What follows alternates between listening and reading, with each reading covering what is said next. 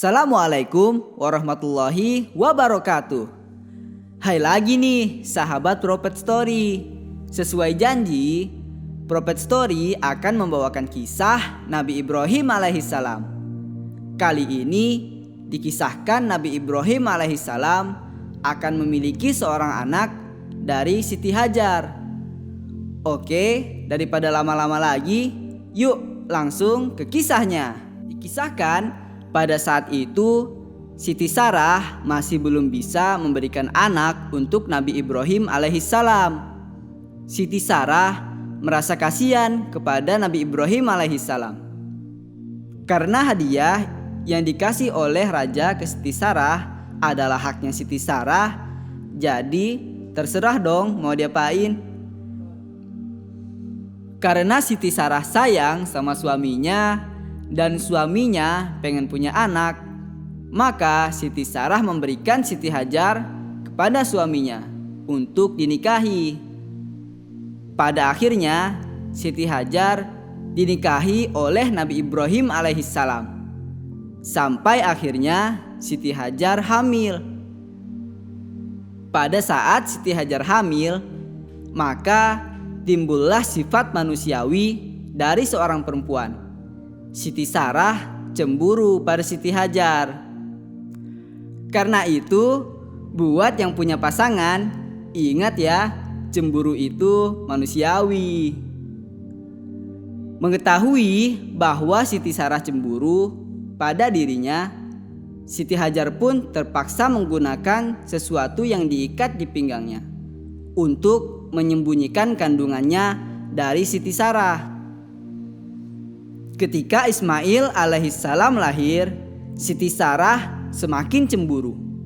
Ia merasa Nabi Ibrahim alaihissalam lebih sering mendekati dan lebih memperhatikan Siti Hajar ketimbang dirinya. Sehingga Siti Sarah merasa tidak tahan hati dan meminta pada Nabi Ibrahim alaihissalam untuk menjauhkan Siti Hajar dan Ismail darinya. Ya, kira-kira kemana ya mereka berdua akan dipisahkan?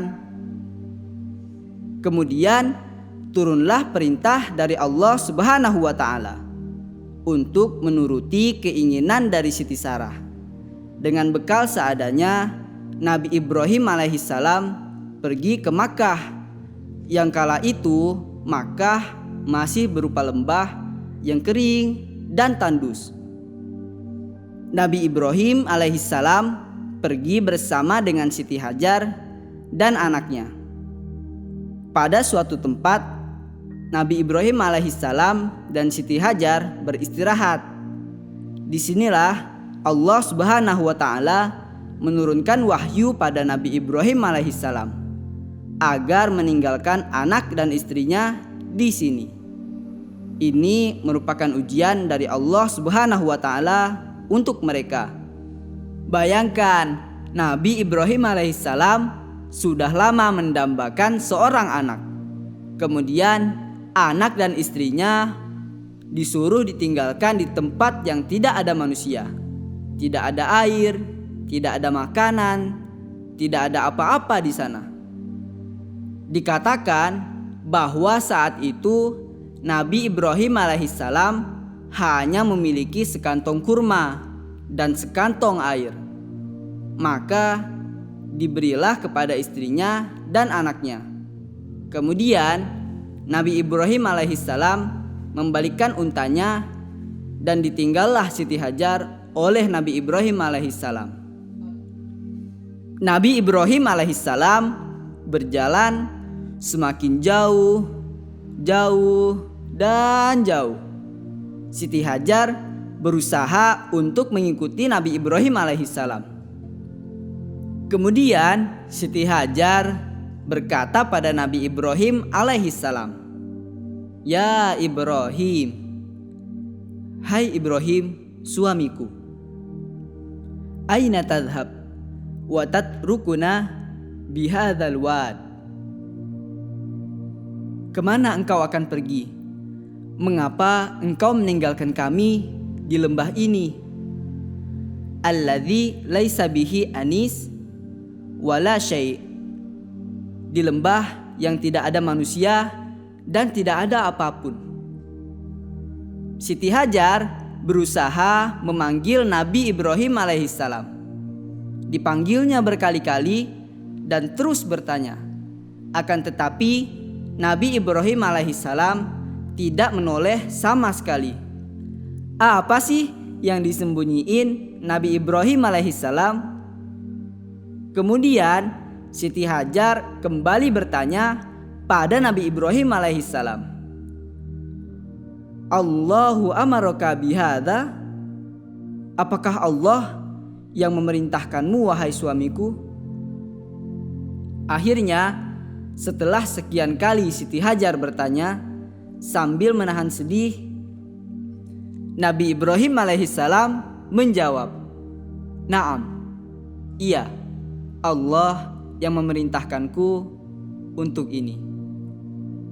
Idzan la yudayyi'ana."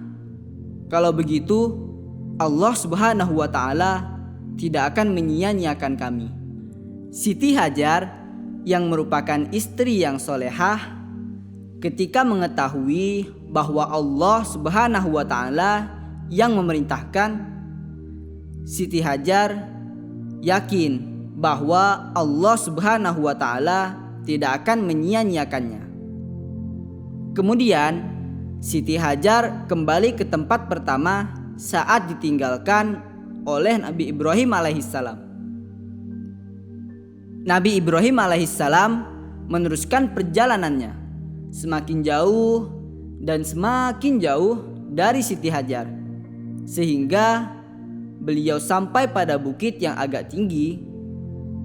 Setelah memastikan bahwa istrinya tidak dapat melihatnya, Nabi Ibrahim alaihissalam menghadap ke arah ia meninggalkan Siti Hajar pertama kali, di tempat yang dimana beliau akan membangun Ka'bah di tempat itu. Kemudian beliau mengangkat tangan dan berdoa pada Allah Subhanahu wa taala. Rabbana inni askantu min dzurriyyati biwadin ghairi dzi dzar'i inda baitikal muharram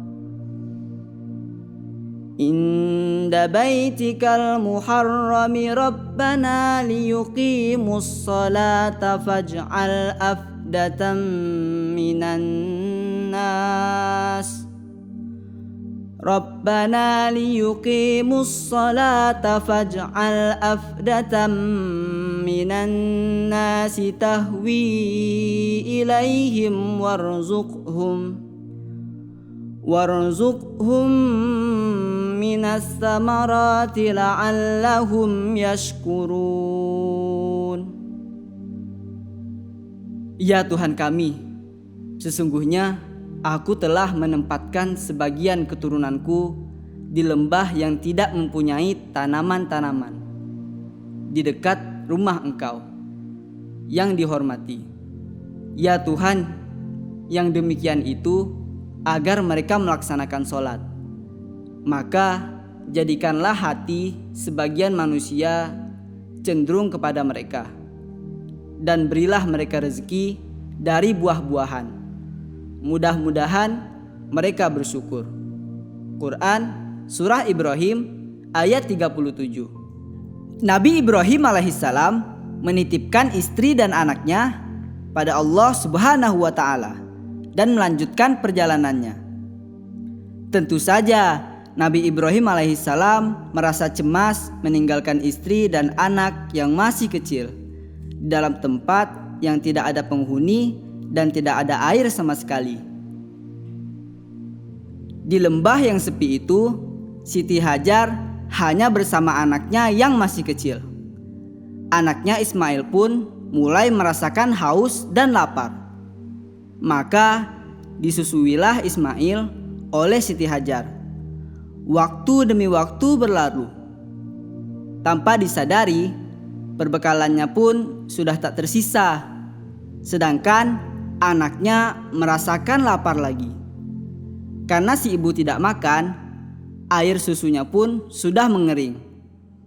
Anaknya menjerit terus-terusan. Wah, kasihan banget ya Ismail. Kemudian ditaruhlah anaknya di atas gundukan. Anak itu ditinggalkan di sana. Ia menuju Bukit Sofa, bukit yang paling dekat dengan keberadaannya saat itu. Siti Hajar naik ke Bukit Sofa. Dia berlari supaya sampai ke atas. Sesampainya di atas, ia mencari-cari dari kejauhan apakah ada orang yang dapat dimintai pertolongan. Tetapi ia tidak menemukan salah seorang pun. Akhirnya ia turun lagi. Maka Siti Hajar berlari ke Bukit Marwah. Naik ke atasnya, mencari keberadaan seseorang, akan tetapi tidak ada seorang pun. Kemudian ia turun dan lari menaiki Bukit Sofa. Dilihat lagi, tidak ada lagi. Turun lagi. Kemudian lari lagi ke Bukit Marwah. Dan ternyata tidak ada orang juga. Terus begitu sampai 7 kali.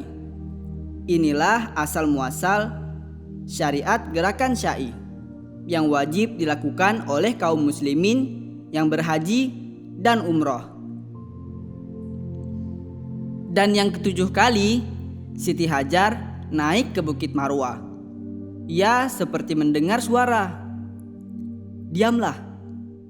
Siti Hajar berkata pada dirinya sendiri. Dicari-cari sumber suara itu. Ternyata suaranya datang dari posisi anaknya yang ia taruh. Kala itu, malaikat turun membawa pesan dari Allah Subhanahu wa Ta'ala. Malaikat Jibril turun membuka sayapnya dan keluarlah air. Air itu terpancar dari muka bumi. Melihat ini, Siti Hajar membuat lubang supaya airnya tidak tumpah kemana-mana. Maka Siti Hajar minum dari air itu dan kembali menyusui anaknya Ismail alaihissalam. Nah, air yang terpancar itu dari dulu sampai sekarang disebut air Zam-Zam. Malaikat berkata pada Siti Hajar, La takhofi fit doya'ah. Janganlah takut disia-siakan. Fa inna hahuna baitallah yubnahu hadal gulamu wa abuhu. Sungguh di sini adalah rumah Allah yang akan dibangun oleh anak ini dan ayahnya. Wa innallah la yudayyi ahlahu. Dan sungguh Allah tidak akan menyia-nyiakan keluarganya. Inilah awal mula adanya air Zam-Zam.